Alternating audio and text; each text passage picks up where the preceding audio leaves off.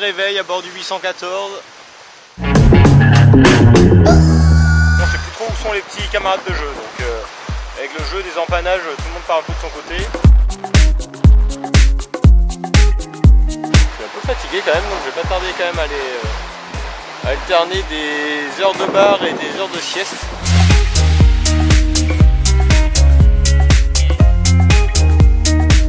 Un peu de mal quand même à rentrer concrètement dans la course là, quand j'ai des choix à prendre, je mets un peu de temps à prendre mes décisions. J'ai l'impression d'être un peu rouillé, j'ai pas fait de sieste encore aujourd'hui et il va falloir dormir un peu là. Entre 9 et 12 nœuds, je vais me régaler. Bon appétit. On est au large de l'Afrique. Cap plein sud pour aller chercher l'Alizé profond. Il y a une vingtaine de nœuds devant et on a 15 nœuds. Voilà.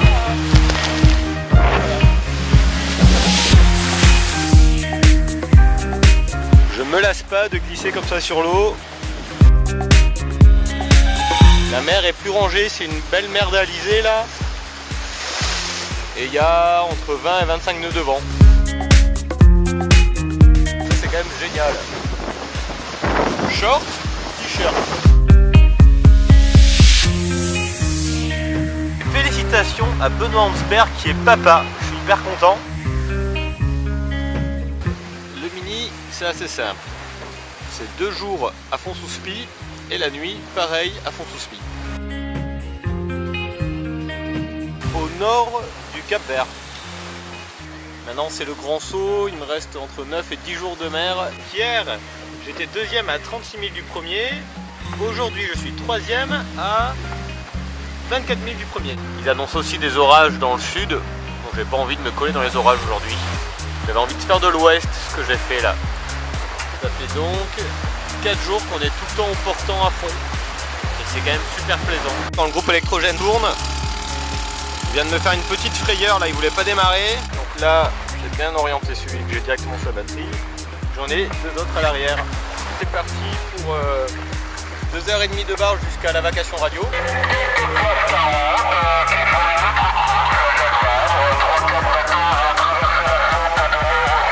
Il y a des copains qui passent en classe 40 dans Bertrand de Laine avec qui je me suis entraîné cette année. Enfin, tout va bien, à part qu'il n'y a pas beaucoup de vent. Là on va se battre toute la nuit, aller chercher ce genre de nuages, en espérant que mon positionnement un peu plus nord sera positif à un moment donné. J'ai voulu un peu couper le gâteau et je crois que je vais m'en mordre un peu les doigts. Quand on ne sait pas où sont les copains, c'est vrai que c'est pas facile. J'ai envoyé 2 empannages dans la nuit là pour me recaler dans le sud et j'ai retrouvé ce magnifique ciel d'Alizé avec du vent. Bien dormi hein. Oh là là. J'ai multiplié je sais pas combien de petites siestes de 20 minutes là. J'ai un peu barré quand même cette nuit, faut pas croire hein. Edwin Thibon, pour cette magnifique crème de marron, je te dis un grand merci. Je me régale. Prochaine transat, je veux un grille-pain à bord et l'eau chaude sous pression, parce que j'aimerais bien prendre une douche chaude. 1600 000 de la porte de Saint-François.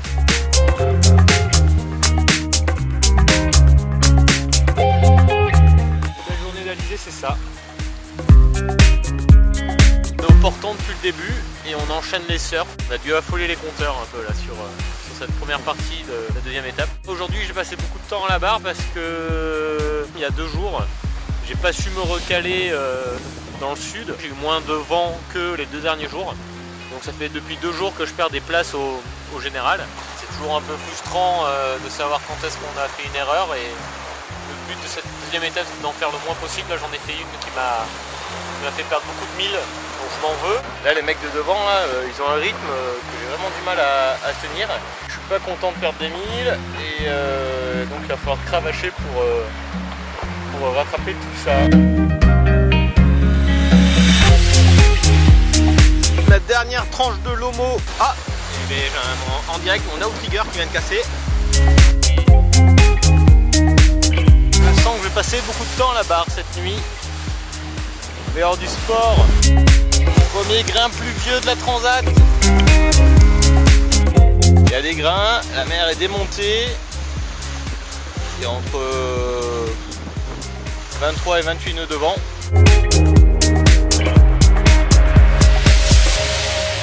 On évite un grain.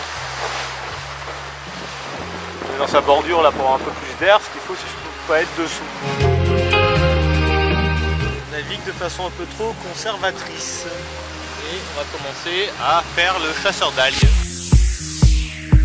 Après ça se met hop, dans les safrans et dans la quille.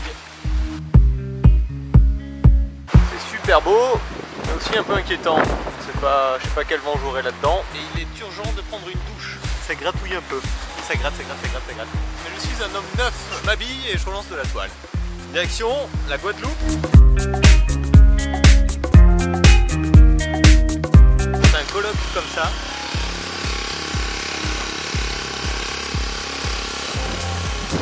Il ronfle et c'est très désagréable. Avec la musique dans les oreilles, c'est mieux. Ça change en sens en direction sans cesse. C'est assez difficile de savoir quelle voile porter. J'ai mis un peu tonique parce qu'il y avait du vent et donc sous code 5 là j'ai pas mal barré. C'est l'heure de l'apéro. On profite de cet instant sympa sur l'eau pour après profiter de tous les instants sympa à terre, on va retrouver tous les potes, on va refaire 100 fois la course. Je sors la caisse à outils là parce que j'ai mon axe de safran au vent là qui vient de se casser. Et heureusement, j'ai un axe de rechange. 280 000 et là le vent est en train de tomber donc c'est pas une super nouvelle. Ah, j'en avais pas vu de la deuxième étape. Ça fait longtemps que je suis pas allé aussi doucement. Après 8 heures dans la pétole, c'est reparti.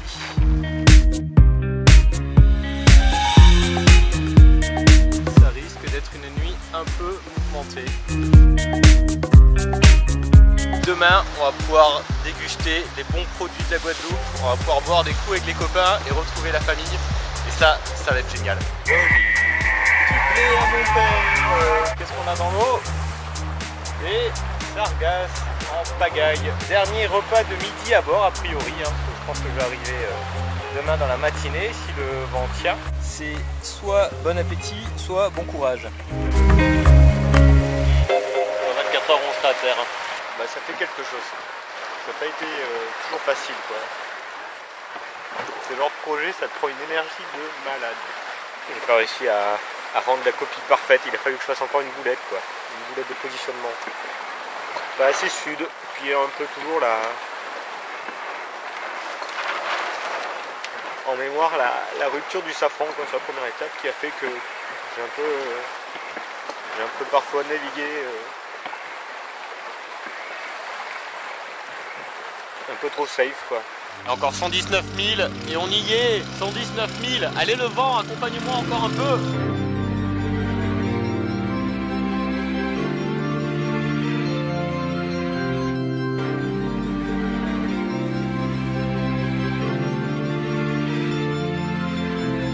Ça sent l'arrivée tout ça sent l'arrivée.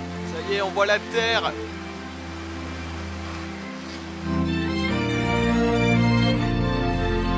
Pour une fin de course, c'est sport. La glissure le long des îles, c'est quand même trop bon. Et salut! C'est énorme. Je suis trop heureux d'arriver en Guadeloupe. Ça a été une transat mais magnifique.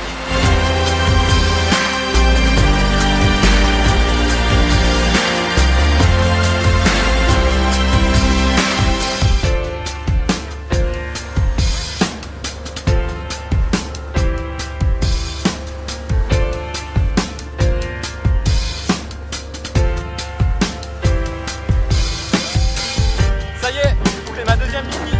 C'est énorme! C'est énorme!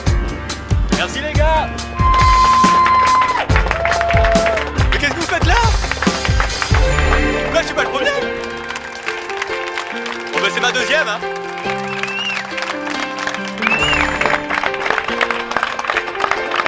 Pourquoi il y a vachement de mille entre ton bateau et mon bateau à chaque fois aux vacations? Je vais garder mes 2 safrans, pas mal avec du safran, mais j'y ai pensé pendant 14 jours. J'ai vachement progressé par rapport à 2011, même si j'ai pas beaucoup navigué cette année. Il y a des phases quand c'est instable, là le vent tu sais pas s'il va monter ou non, il y a des grains, et là je suis pas bon quoi. Heureux d'arriver, c'est magnifique chez vous, on reviendra. Le 4 novembre aussi j'ai perdu les 1000 parce que j'étais trop nord. Parfois j'étais un peu en dessous de ce que pouvait faire le bateau quoi. Bon, vous êtes arrivé quand là? Quand on est arrivé. Je suis pas trop mal, je suis 7ème là.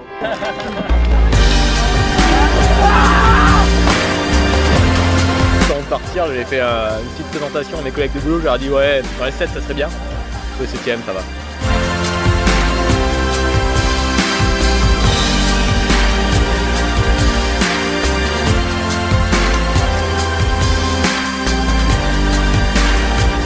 Ça a été 5 années super, que ce soit la construction, la première mini ou la deuxième mini. Ça a été des super instants en mer, des super instants à terre. Il y a eu des coups durs parce que financièrement c'est compliqué, parce que ça demande une charge de travail très importante ce genre de projet. C'est sûr que c'est dur, mais quand tu vis ce que je viens de vivre là pendant ces 14 jours en mer sur cette deuxième étape, c'est juste phénoménal. Donc c'est une chance de l'avoir fait pour la deuxième fois. J'en suis hyper heureux. Donc voilà, très certainement je serai pas là dans 2 ans, mais c'est pas dit qu'un jour je ne fasse pas la mini transat parce que c'est un truc, c'est un peu addictif cette course là parce que l'ambiance à terre est géniale, parce qu'en mer ce sont des bateaux qui sont diaboliques, ça va vite, c'est rythmé, bon c'est spartiate, c'est pas confortable, mais à côté de ça c'est vraiment de grands moments de bonheur ces histoires là.